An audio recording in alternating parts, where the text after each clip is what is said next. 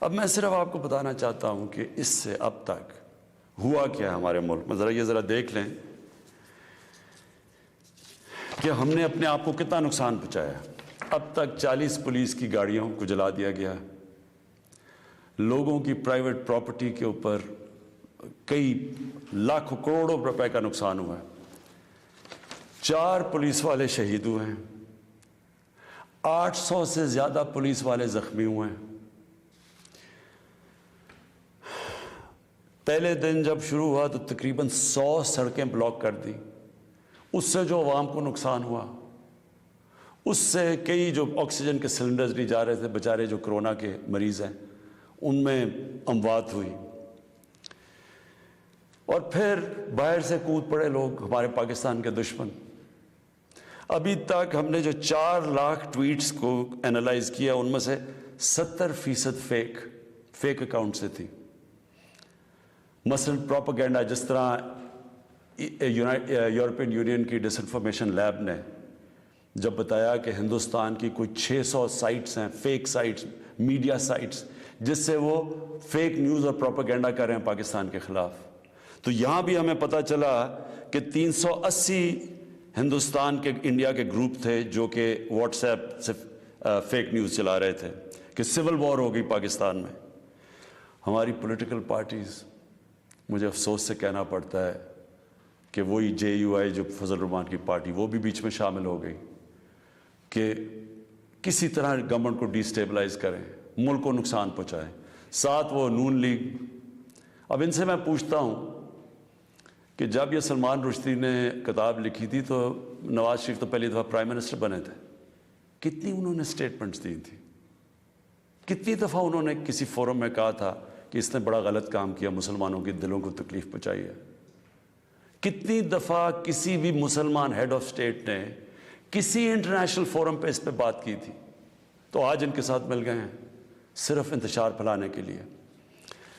دیکھیں, اب یہ میں نے آپ کو بتایا کہ ایک اپروچ ہے کہ اپنے ملک میں مظاہرے کرو, اپنے ملک کو نقصان کرو, کوئی فرق نہیں پڑتا فرانس کو, اچھا ایمبیسڈر واپس بھیج دو, کوئی فرق نہیں پڑتا. اب یہ سنیں کہ میری اپروچ کیا ہے. مقصد تو ہمارا ایک ہی ہے. ہم کیا چاہتے ہیں کہ ہم یہ چاہتے ہیں کہ یہ جو ہر تھوڑے سالوں کے بعد ہمارے دلوں کو تکلیف پہنچائی جاتی ہے, اس کی دوسری اپروچ کیا ہے, یہ اب سنیں میری اپروچ کیا ہے. دیکھیں, میں پھر سے آپ کو بتاتا ہوں, مغرب کو میں سب سے بہتر سمجھتا ہوں, میری بڑی زندگی گزری ہے وہاں, میں ان کی سوچ کو جانتا ہوں. دیکھیں, سب سے پہلے جو کوشش کرنی چاہیے, جو ہم نے کی ہے, اور میں ابھی بتاتا ہوں ہم نے کیا کیا کوشش کی ہے. اچھا, میں یہ پہلے بتا دوں, سب سے پہلے جون 2019 میں 14ویں جو سمٹ تھی OIC کی, وہ پہلی دفعہ جا کے میں نے اسلاموفوبیا کی بھی بات کی, اور میں نے یہ بات کیا کہ جو مغرب کے اندر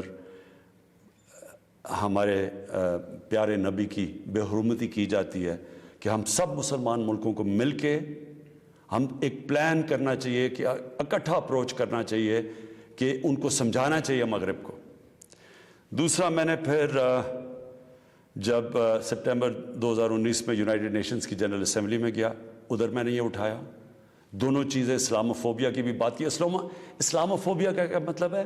اسلام کے خلاف نفرت, اور اس نفرت کے اندر ایک یہ ہے کہ وہ ہمارے نبی صلی اللہ علیہ وسلم کی شان میں گستاخی کرتے ہیں. تو یہ ایک ہی چیز اکٹھے کرتے ہیں یہ. تو ادھر میں نے بات کی یونائٹڈ نیشنز میں.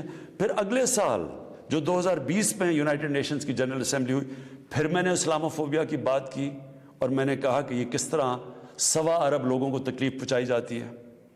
پھر یونائٹڈ نیشنز کی ہیومن رائٹس باڈیز کے اندر اور کمیشن میں میری گورنمنٹ نے مسلسل اسلاموفوبیا کی بات کی. پھر میں نے فیس بک کا جو CEO ہے مارک زکربرگ, میں نے اس کو خط لکھا کہ کیسے فیس بک کو استعمال نہیں کرنا چاہیے اسلاموفوبیا کے لیے. اور پھر جب یہ فرانس میں ہوا, اور جس کے اوپر یہ TLP کہہ رہی ہے کہ فرانس کے ایمبیسڈر کو واپس بھیجیں, میں نے سارے مسلمان ہیڈز آف اسٹیٹس کو خط لکھا, اور میں نے ان کو کہا کہ ہمیں جوائنٹ ایکشن لینا چاہیے اس کے اوپر. اور اب میں آپ کو سمجھانا چاہتا ہوں میری اسٹریٹجی کیا ہے. اسٹریٹجی یہ ہے کہ ہم سارے مسلمان ملک کے جو ہیڈز ہیں ہم مل کے مغرب کے فورمز میں، یورپین یونین میں، یونائٹڈ نیشنز میں، ہم ان کو یہ بتائیں کہ کیوں ہمیں تکلیف ہوتی ہے جب یہ آزادی رائے، فریڈم آف سپیچ کے نام پہ یہ جب نبی صلی اللہ علیہ وسلم کی شان میں گستاخی کرتے ہیں، کیونکہ ان کو اس چیز کی سمجھ نہیں ہے۔ مغرب کے اندر ان کے جو پیغمبر ہیں ان کو اس طرح نہیں، ان کا پیار اور عشق جس طرح ہمارا ہے، ہمارے نبی سے ہے، ان کو اس طرح کا نہ، ان کی اس طرح کی عزت کرتے ہیں، اور وہاں بلکہ وہ دین کو ان کے اتنے قریب نہیں ہے جس طرح ہم اپنے دین کے قریب رہتے ہیں۔ اس لیے ہمیں ان کو سمجھانا پڑے گا، اور سمجھائیں گے جب ہم مل کے اکٹھے کلیکٹیولی مسلمان دنیا کے ہیڈز آف سٹیٹس جب ہم بات کریں گے، جو میں یہ ہر جگہ جن فورمز پہ کہتا گیا ہوں، تب اس کا اثر ہوگا۔ دنیا میں تھوڑے سے یہودی ہیں، لیکن وہ سارے یہودیوں نے اکٹھے ہو کے دنیا کو، مغربی دنیا کو بتایا ہے کہ جو ہولوکاسٹ تھا، جدھر یہودیوں کی قتل عام ہوئی تھی، انہوں نے کہا کہ اس کے خلاف کوئی منفی بات نہ کی جائے کہیں بھی، کسی میڈیا پہ۔ آج کہیں بھی، آج مغربی میڈیا کسی ملک میں ہولوکاسٹ کے خلاف کوئی بات نہیں کر سکتا۔ 4 یورپین ملک ایسے ہیں جدھر جیل میں ڈال دیتے ہیں اگر آپ ہولوکاسٹ کے خلاف کوئی منفی بات کریں۔ تو کیا ہم یہ نہیں ان کو باور کروا سکتے کہ ہمیں کتنی تکلیف پہنچتی ہے؟ اور یہ صرف، اور یہ ہم تب کریں گے جب ہم کلیکٹیولی مل کے کریں۔ اور میں آپ کو یقین دلاتا ہوں، کیونکہ میں مغرب کو سمجھتا ہوں، ان کو سمجھ ہی نہیں ہے اس چیز کی۔ جب ہم پروٹیسٹ کرتے ہیں، جب ہم مظاہرے ہوتے ہیں، وہ سمجھتے ہیں مسلمان آزادی رائے کے خلاف ہے، اور وہ پھر بجائے اس کو سمجھنے کے، وہ پھر اور کوئی جان کے شرارت کرتے ہیں ہمیں تکلیف دینے کی۔ اس لیے پہلا تو یہ چیز ہے۔